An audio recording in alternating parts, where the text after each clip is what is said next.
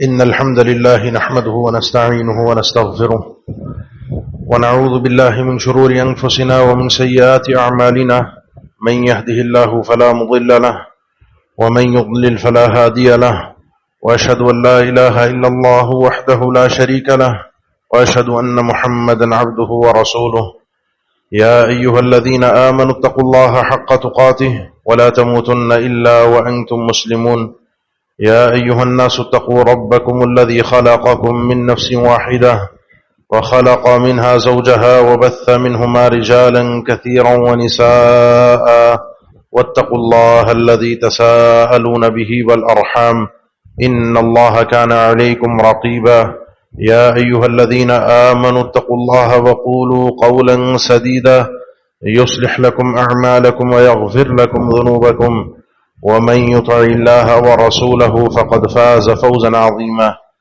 أما بعد فإن أصدق الكلام كلام الله وخير الهدي هدي محمد صلى الله عليه وسلم وشر الأمور محدثاتها وكل محدثة بدعة وكل بدعة ضلالة وكل ضلالة في النار أعوذ بالله من الشيطان الرجيم بسم الله الرحمن الرحيم إن الذين يحبون أن تشيع الفاحشة في الذين آمنوا لهم عذاب أليم في الدنيا والآخرة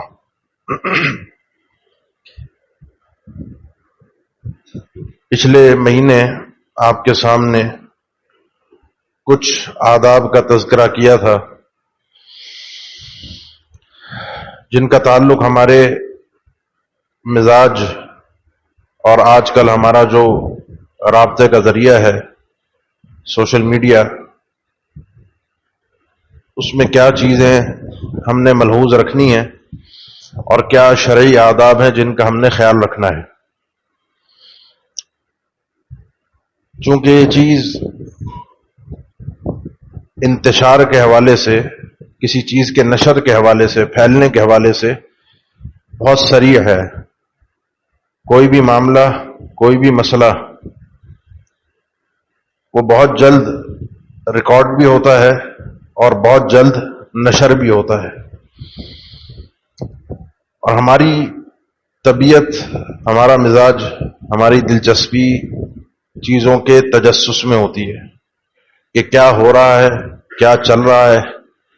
معلومات ہر چیز کی ہمیں ہونی چاہیے،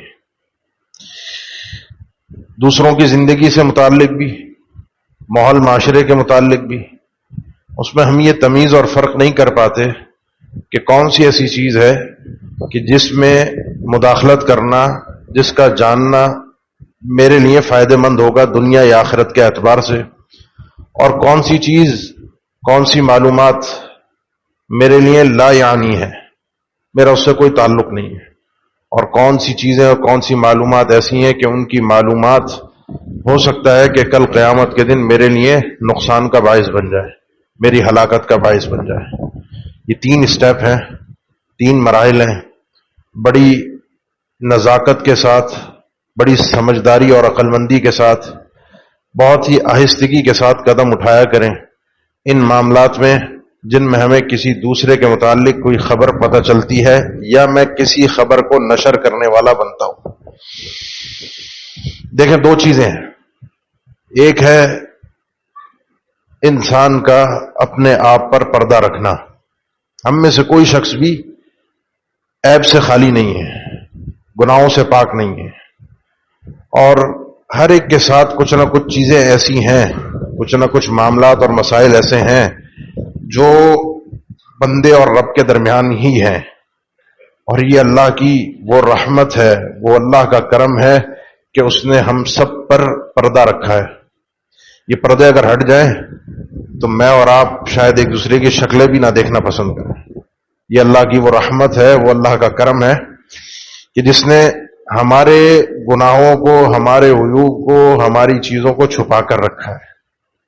ذرا اپنے شعور میں لائیں اس حدیث کو کہ کل قیامت کے دن رب العالمین جب ایک بندے سے گفتگو کرے گا، صحیحین کی حدیث ہے، اس کے سامنے اس کے گناہوں کو پیش کیا جائے گا، اس کی ایک ایک غلطی کو، یہ بھی کیا، یہ بھی کیا، یہ بھی کیا.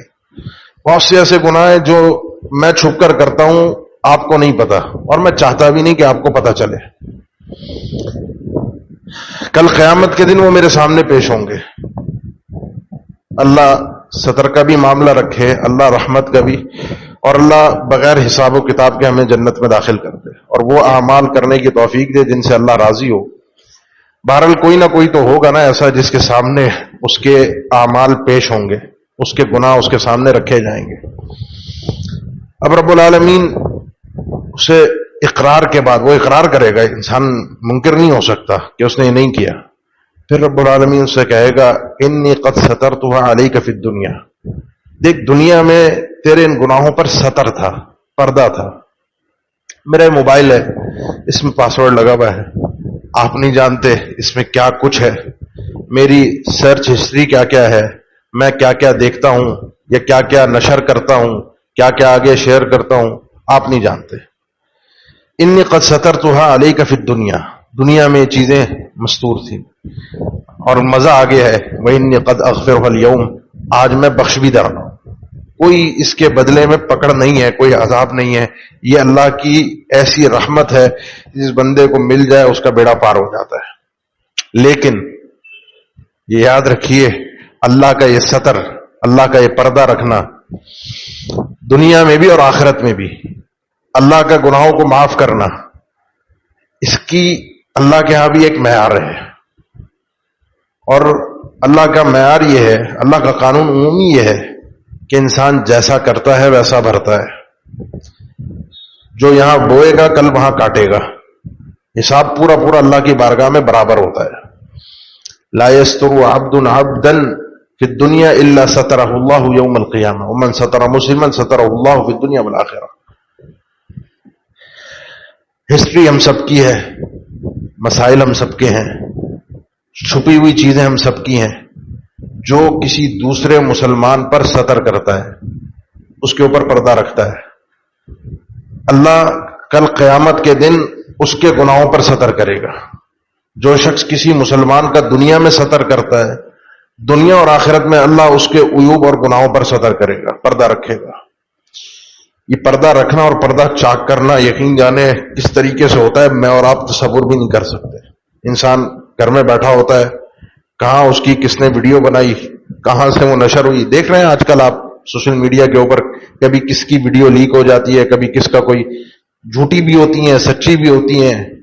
بہرحال کس طرح اللہ کس کو کہاں کب رسوا کر دے ہمیں نہیں پتا.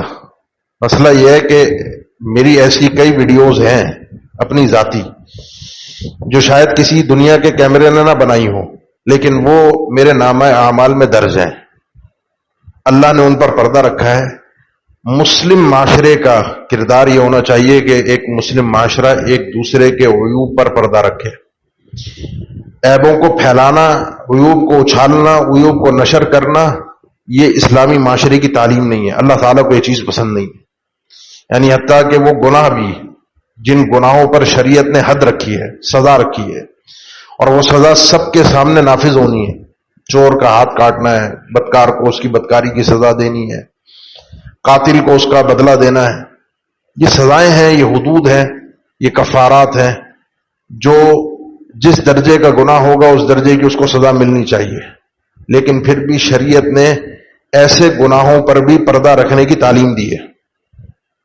میں نے پہلے بھی کئی بار ذکر کیا، تاریخ اسلامی میں پوری ہسٹری میں ریکارڈ، باقی اللہ کے علم میں جو ہمارے تک پہنچی ہے، کوئی ایسا قضیہ ثابت نہیں ہے کہ جس میں بدکاری کا معاملہ پیش ہوا ہو اور 4 گواہوں کے ذریعے سے سزا دی گئی ہو. سزائیں ہوئی ہیں، وہ اقرار پر ہوئی ہیں، بندے نے آ کر خود کہا ہے. اور مزہ دیکھیے اللہ کے نبی صلی اللہ علیہ وسلم کا ستر رکھنا دیکھیے.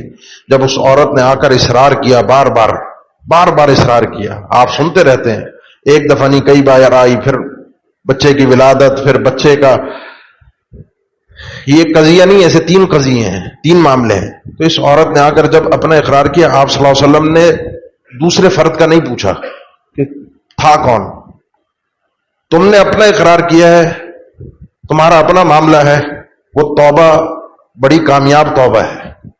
لیکن دوسرے کے اوپر اللہ نے پردہ رکھا ہے، اللہ اس کو ویسے ہی معاف کر دے گا. کھوج نہیں لگائی. آپ صلی اللہ علیہ وسلم حدود کے معاملے میں کھوج نہیں لگایا کرتے. صحیحین میں بخاری مسلم میں 2 واقعے ہیں. ایک ابو امامہ الباہلی رضی اللہ عنہ فرماتے ایک شخص آیا اور اللہ کے نبی صلی اللہ علیہ وسلم کے پاس آ کر اس نے اقرار کیا کہ اللہ کے نبی مجھ پر حد قائم کر دیجیے، مجھ سے ایسا گناہ ہوا ہے کہ جس کے اوپر میرے اوپر حد نافذ ہونی چاہیے. آپ نے منہ موڑ لیا. وہ بار بار اس نے بات کی. تو 2 واقعے ہیں. دو لوگوں کا اللہ کے نبی صلی اللہ علیہ وسلم کے پاس اس طرح سے آنا ہے. ایک کو آپ صلی اللہ علیہ وسلم نے کہا کہ دیکھ بھائی، گھر سے تو وضو کر کے آیا تھا مسجد میں، تو قدم اٹھا کر چل کر آیا تھا، تو نے نماز پڑھی ہے. ان الحسنات یذھبن السیئات، اللہ کا یہ قانون ہے کہ نیکیاں جو ہوتی ہیں نا یہ گناہوں کو مٹا دیتی ہیں، زیادہ اصرار نہ کرو. دوسرے شخص کو آپ صلی اللہ علیہ وسلم نے جب اس نے اس طرح بار بار آپ صلی اللہ علیہ وسلم کے سامنے اپنے گناہ کو پیش کیا تو آپ صلی اللہ علیہ وسلم نے اس کے لیے بھی یہی جملے ارشاد فرمائے کہ اللہ تعالیٰ نے جب پردہ رکھا ہے تو اس پردے کو قائم رہنے دو، جب تک حد کا معاملہ نہ ہو، جب تک انسان پوری طرح سے اس حد کا اقرار نہ کرے. اور کچھ معاملات میں اللہ کے نبی صلی اللہ علیہ وسلم نے پھر صراحت کے ساتھ استفسار کیا. جب انسان نے کثرت کے ساتھ الہا کیا، یعنی چپک گیا کہ اللہ کے نبی حد قائم ہونی ہی چاہیے، پھر آپ صلی اللہ علیہ وسلم نے پوچھا کوئی نفسیاتی مسئلہ تو نہیں ہے اس کے ساتھ کہ بہک گیا ہو، کوئی اس وقت کوئی دورہ پڑا ہو. پھر اس سے صراحت کے ساتھ پوچھا، پوری تفصیل کے ساتھ، اور پھر اس کے اوپر حد قائم کی. اور حد قائم کرنے کے بعد لوگوں کو یہ تعلیم دی کہ یہ آدمی وہ ہے جس نے اپنی توبہ یہاں دنیا میں اللہ کی بارگاہ میں قبول کروائی ہے. کوئی بھی اس کو عیب دار تصور نہ کرے، اس ایسے لوگوں کو کوئی بھی غلط تصور نہ کرے، ان کو گناہگار تصور نہ کرے. کیوں کہ ہم سبھی ہیں، ہم سبھی ہیں. ہم میں سے کچھ لوگ ہوتے ہیں وہ تنہائی میں بیٹھ کر اللہ سے معافی تلافی کر لیتے ہیں، اور یہی مقصود ہوتا ہے تاکہ پردہ رہے، معاشرے میں عیب نہ پھیلے. یہ اللہ کے نبی صلی اللہ علیہ وسلم نے پسند نہیں فرمایا کہ کثرت کے ساتھ اپنے گناہوں کا تذکرہ کرنا. یعنی آپ صلی اللہ علیہ وسلم نے ارشاد فرمایا بدترین آدمی ہے، ان من اشر الناس عند اللہ منزلۃ یوم القیامہ، کل قیامت کے دن سب سے بدترین آدمی جو اللہ کے ہاں جس کو کل قیامت کے دن مقام ملے گا وہ میاں بیوی ہیں جو اپنے رازوں کو، اپنے ستر کو دوسروں کے سامنے کھول دیتے ہیں. وہ جائز حلال اللہ نے جو راستہ دیا تھا وہ پردہ تھا، وہ پردے میں رہنا چاہیے تھا، انہوں نے اس پردے کو خود کھول کر. اور یہ ہمارے معاشرے کا المیہ ہے کہ ان چیزوں کا لحاظ نہیں رکھا جاتا، ان چیزوں کا پردہ نہیں رکھا جاتا. یہ اللہ نے پردہ رکھا ہے، اس چیز کو پردے میں رہنے دے. کسی کو کچھ ذکر کرنے کی ضرورت ہی نہیں ہے، کسی کو بتانے کی ضرورت ہی نہیں ہے. انسان کے کیا معاملات ہیں، مرد بھی اور عورت بھی دونوں، یہ اللہ نے ستر رکھا ہے. انسان کیوں اپنے ستر سے پردہ اٹھا رہا ہے؟ یہ بڑا خطرناک معاملہ ہے. میں گفتگو نہیں کرنا چاہتا، نام نہیں لینا چاہتا، لیکن میں آپ کو صرف ایک عبرت کے لیے چیز تذکرہ کر رہا ہوں. کچھ سالوں پہلے 2 سال 3 سال پہلے کی شاید بات ہوگی، عامر لیاقت حسین کی شخصیت سے آپ سبھی واقف ہیں. کس طرح وہ آدمی ڈپریشن میں گیا، کیا اس آدمی کا ستر کھلا، کس طرح اس کے ساتھ، وہ اللہ کے سپرد ہے معاملہ، ہم کسی کے اوپر بات نہیں کر رہے. لیکن یہ چیز جب ستر کھلتا ہے نا تو یہ چیز انسان کو بعض اوقات موت تک لے جاتی ہے. انسان اس قدر ذہنی مریض بن جاتا ہے، اس قدر پریشان ہو جاتا ہے. اس لیے للہ فی اللہ اپنے ان ستروں کو خود بھی ہم قائم رکھیں. حتیٰ کہ آپ صلی اللہ علیہ وسلم نے یہ تک ارشاد فرمایا ایک انسان خواب دیکھتا ہے. 3 طرح کے خواب ہیں، ایک اللہ کی طرف سے ہوتے ہیں، شیطان کی طرف سے ہوتے ہیں. شیطان کا تلاعب ہوتا ہے، کچھ بھی وہ دیکھ رہا ہے. جب انسان کوئی خراب، کوئی بھیانک، کوئی خوفناک خواب دیکھتا ہے، اب خواب میں آپ کیا دیکھ رہے ہیں مجھے نہیں پتا، میں کیا دیکھ رہا ہوں آپ کو نہیں پتا، وہ آپ کا ستر ہے، یہ میرا ستر ہے. اللہ کے رسول نے فرمایا اچھی چیز ہو، خوشخبری ہو تو اللہ کی طرف سے ہے، لیکن اگر کوئی بھیانک خوفناک کوئی چیز ہے تو انسان کو چاہیے اللہ کی پناہ مانگے. نیند سے بیدار ہو گیا، گھبراہٹ ہے تو اعوذ باللہ من الشیطان الرجیم پڑھے، اپنے کندھے پر تھتکار دے، اور اپنے اس خواب کو ولا یذکرھا لأحد، اپنے اس خواب کو کسی کے سامنے بیان نہ کرے کہ کیا ہوا. اور خاص طور پر جو تلاعب الشیطان ہے، شیطان کے جو گندے خواب ہیں وہ بالکل بھی کہیں تفریحاً بھی ذکر نہیں کرنے چاہیے. یہ اللہ کا ستر ہے، اللہ کا پردہ ہے. میں اور آپ ان چیزوں کو خود چاک کرتے ہیں، خود اس پردے کو ہٹاتے ہیں، خود اس پردے کو پھاڑتے ہیں. جب میں خود پھاڑ دیتا ہوں، خود میں دروازہ کھول دیتا ہوں، پھر میں شکوہ نہ کروں کہ کسی نے میرے متعلق یہ بات کہہ دی، کسی نے مجھے یہ یوں کہہ دیا اور کسی نے مجھے یہ الفاظ کہہ دیے. پہلے سب سے پہلے اپنے آپ پر پردہ رکھنا سیکھیے. اور جو غلطی ہو جائے، جو گناہ ہو جائے، کوشش کیجئے اپنے آپ پر پردہ رکھتے ہوئے خود اللہ سے اس کا استغفار کیجئے. ذکر ہی نہ کیجئے، کسی سے بتائیے نہیں، کسی سے بات کرنے کی ضرورت نہیں ہے. اللہ سے سچے دل سے انسان توبہ کرے. یعنی اہل علم نے اس چیز کو ذکر بھی کیا ہے کہ جو حدود تک کے حد جہاں پر نافذ ہو رہی ہے وہ گناہ بھی اگر انسان کا ہے ذاتی حد میں، ذاتی معاملے میں، تو وہ بھی انسان جو ہے وہ اللہ سے کوشش کرے کہ اللہ اسے ویسے ہی معاف کر دے، اور اللہ معاف کرنے والا ہے۔ اب مسئلہ آتا ہے دوسروں کے معاملات کا۔ یہاں جو ہمارا المیہ ہے نا وہ یہ ہے کہ ہر ایک کے ہاتھ میں موبائل، ہر ایک کے ہاتھ میں کیمرہ، ہر کسی کی کوشش ہوتی ہے کہ میں ایک ایسی ویڈیو بنا لوں جو میرے ذریعے سے وائرل ہو جائے، جس سے مجھے شہرت مل جائے، میرا نام آ جائے، کسی دوسرے کی چیزوں کو قید کر کے رکھوں۔ یہ آداب میں سے نہیں ہے کہ آپ کسی کے ساتھ فون پہ بات کر رہے ہیں، بلکہ بعض اہل علم نے اس کے حرمت کے فتوے دیے ہیں۔ حرام ہے کام کہ آپ کسی سے فون پر بات کر رہے ہوں اور اس کی لا علمی میں آپ اس کی کال کو ریکارڈ کریں، اس کو پتہ نہیں ہے کہ آپ اس کی کال ریکارڈ کر رہے ہیں، وہ آپ سے بات کر رہا ہے۔ الا ہے کہ کوئی شرعی امر ہو، شرعی معاملہ ہو، شرعی ضرورت ہو، اس کی حدود اور قیود ہیں جو ضوابط ہے، مسئلہ پورا الگ ہے، اس کو بھی ذکر کرنے کا وقت نہیں ہے۔ لیکن اصل فتویٰ یہی ہے، اصل چیز یہی ہے کہ کسی کے شخص کی بات کو، کسی کے معاملات کے اندر میں مداخلت نہیں کر سکتا۔ جو پردہ اللہ نے رکھا ہے اس پردے کو میں چاک نہیں کر سکتا، اور خاص طور پر بے حیائی کی چیزیں، فحاشی کی چیزیں، بے غیرتی کی چیزیں، جس کو دلچسپی کے ساتھ دیکھا جاتا ہے، سنا جاتا ہے، نشر کیا جاتا ہے، پھیلایا جاتا ہے، جگہ جگہ تبصرے ہوتے ہیں، دوسروں کے کسی کے گھر کا کوئی بھی معاملہ جس پر اللہ نے پردہ رکھا ہے، میں کوشش کر کے داخل ہوتا ہوں کہ مجھے پتہ چل جائے کیا چیز ہے، پھر میں اسے نشر کروں، یا اپنی طرف سے تبصرے ہوتے ہیں، اپنی طرف سے گمان ہوتے ہیں، ظنون ہوتے ہیں، وہ خیالات ہوتے ہیں جن کی بنیاد پر کسی ایک نتیجے پر پہنچ کر اس نتیجے کو حتمی اور یقینی سمجھ کے میں نشر کرتا ہوں۔ یہ چیزیں کل قیامت کے دن بارگاہ الہی میں مجھے رسوا کر سکتی ہیں۔ سیدہ عائشہ رضی اللہ تعالیٰ عنہ پر جب ایک جھوٹا معاملہ پیش ہوا، آپ سب کے علم میں سورہ نور کی 18 آیتیں ہیں، 10 آیتیں پوری سری اس واقعے کے لیے ہیں، اور 8 آیتیں مزید اس واقعے سے متعلقات کے معاملات کو اللہ تعالیٰ نے ذکر کیا ہے۔ اللہ نے ذکر فرمایا سچا تھا جھوٹا، یہ تو اللہ نے فیصلہ کر دیا، یہ تو بالکل صراحت کے ساتھ اللہ نے بتا دیا کہ معاملہ بالکل جھوٹا تھا، کوئی اس معاملے کا سرا نہیں تھا۔ جو دنیا کے قوانین اللہ نے بنائے ہیں معاملات کو جانچنے کے، ان پر بھی نہیں تھا اور عند اللہ بھی نہیں تھا۔ نہ سچا یہاں قوانین سے، قانون سے ثابت ہو سکتا تھا، اور نہ عند اللہ وہ سچا تھا۔ پھر اللہ نے معاشرے کو تمیز سکھائی، ادب سکھایا۔ لولا سمعتموہ قلتم ما یکون لنا ان نتکلم بہذا، بات پھیلی رہی تھی، بات کی جا چکی تھی، ایک شخص نے بات کہہ دی تھی تو ایک نے کہی تھی، یہ محفل کا موضوع کیسے بن گیا؟ ہر جگہ اس بات پر تبصرے ہونے کیسے لگ گئے؟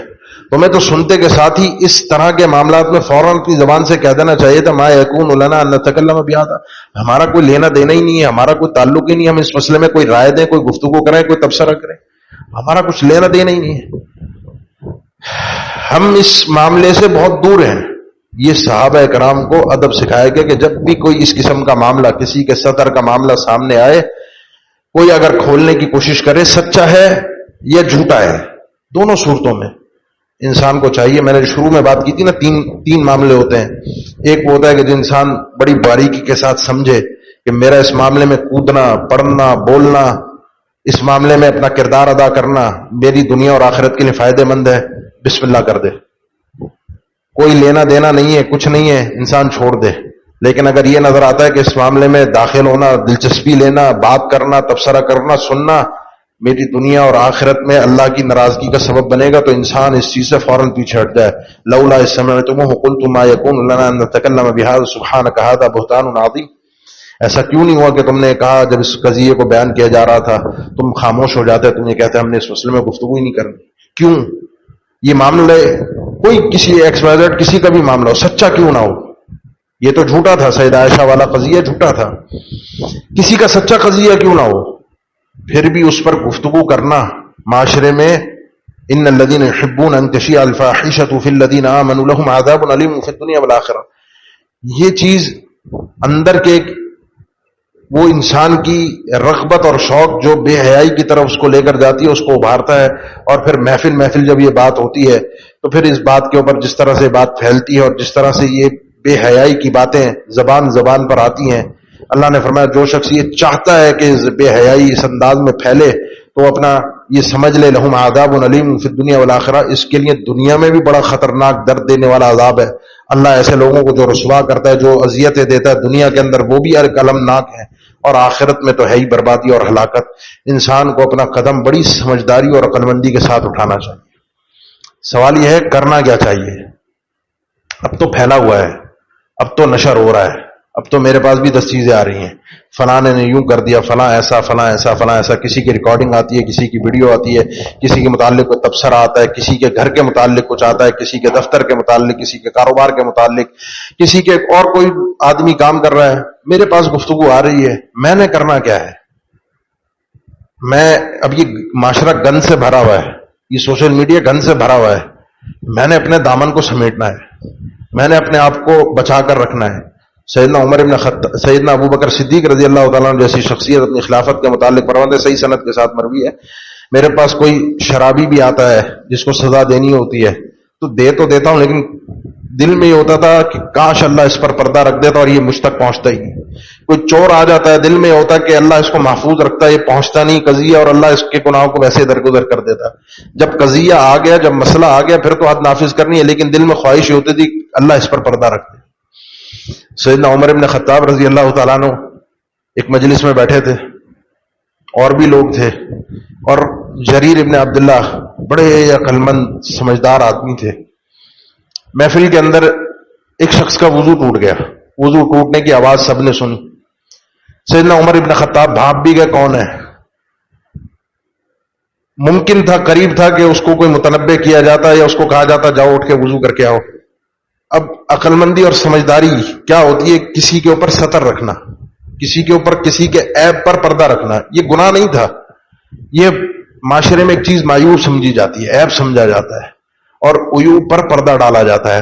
عیوب کا تمسخر نہیں ہوتا, عیوب کا استہزاء نہیں, مذاق تفریح نہیں بنائی جاتی, اس چیز کو لے کر محفل باتیں نہیں کی جاتی. یہ اللہ کی طرف سے معاملہ ہے. میں نے ذکر کیا نا, سب کے ساتھ ہوتے ہیں, سب کے ستر ہیں, سب کے معاملے ہیں.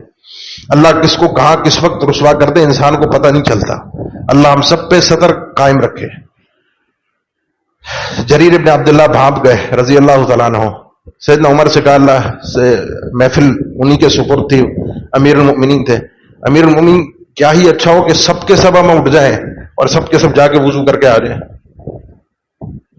غلطی یعنی مسئلہ تو ایک آدمی کا ہے نا, وضو تو ایک آدمی کا ٹوٹا ہے. اگر وہ معین ہو گیا, کچھ کو پتا ہے کچھ کو نہیں پتا, محفل میں سب کو پتا چل جائے گا, اس کی عزت نفس پہ بھی بات آئے گی, ستر بھی اس طرح سے قائم نہیں رہے گا, تو سب اٹھتے ہیں, سب وضو کرتے ہیں. سیدنا عمر ابن خطاب نے سب سے پہلے جریر ابن عبداللہ کو دعا دی, رحمک اللہ, اللہ تجھ پر بھی اپنی رحمتیں برسا دے. اتنی عقل مندانہ بات کی ہے.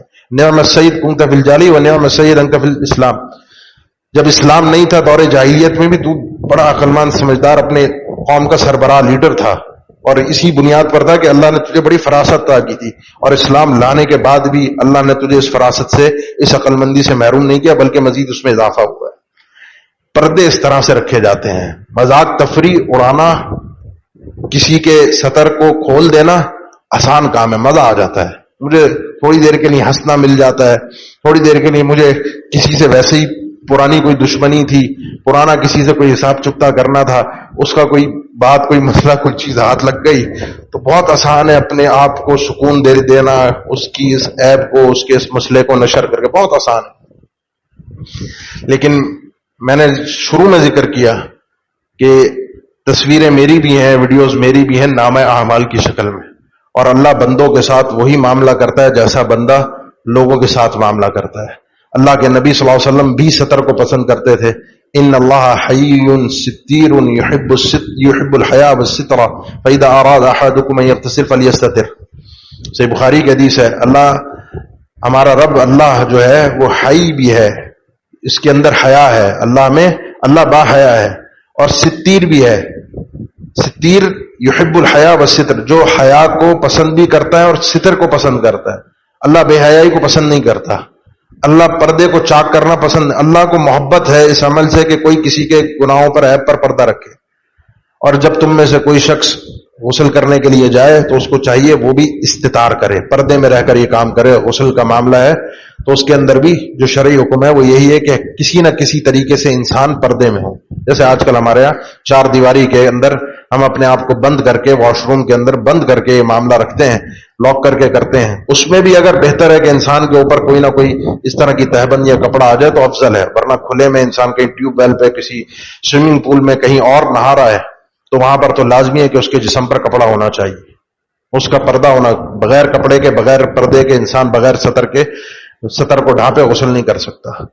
حتیٰ کہ آپ صلی اللہ علیہ وسلم کے متعلق سیدنا ابن عمر فرماتے ہیں کہ ایک انسان کی ضرورت ہے قضاء حاجت کرنا، آپ صلی اللہ علیہ وسلم جب قضاء حاجت کے لیے جاتے تو اپنے کپڑے کو اس وقت اوپر نہ کرتے حتیٰ یدنو من الارض، جب تک پورا زمین کے قریب نہ پہنچ جاتے۔